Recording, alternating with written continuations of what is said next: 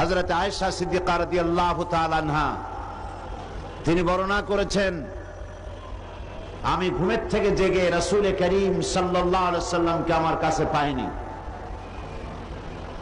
খুঁজে খুঁজে তাকে পেলাম,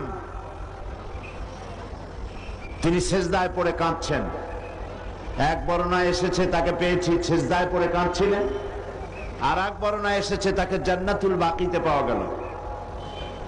প্রশ্ন করা হলো, হে রাসূল, আপনি কাঁদছেন এবং দীর্ঘক্ষণ সিজদায় পড়ে আছেন। রাসূল সাল্লাল্লাহু আলাইহি ওয়াসাল্লাম বলছেন, তুমি জানো না এটা হচ্ছে নিসফুম মিন শাবান, এটা হচ্ছে শাবানের মধ্যরাত্রি, অর্থাৎ এটার থেকেই রমজান মুবারকের প্রস্তুতি পর্ব শুরু হয়। রাসূল করিম সাল্লাল্লাহু আলাইহি ওয়াসাল্লাম এই রাত থেকেই রমজান মুবারকের প্রস্তুতি গ্রহণ করতেন।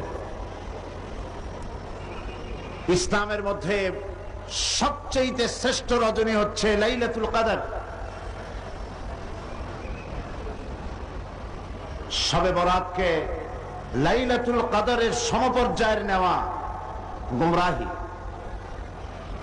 লাইলাতুল কদর হচ্ছে ইসলামের সবচেয়ে শ্রেষ্ঠ রজনী, যে রাতটা হচ্ছে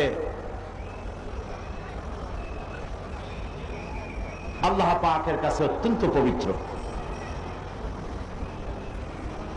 যে রাতটি হচ্ছে খায়রুম মিন আলফি শাহর,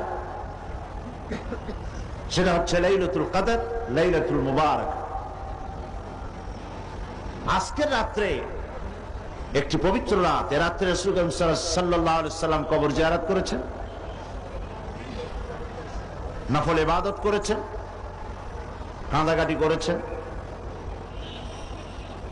আমরাও আজকে আল্লাহ পাকের দরবারে ধর্ণা দেব।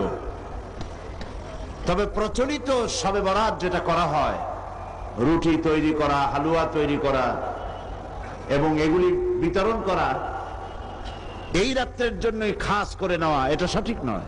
রুটি হালুয়া বিতরণ প্রত্যেক রাতেই হতে পারে, প্রত্যেক দিনই হতে পারে। কিছু বিদআত চালু হয়েছে এই রাতকে কেন্দ্র করে। চট্টগ্রামে এরকম হয়নি। বাজি ফোটানো হয়।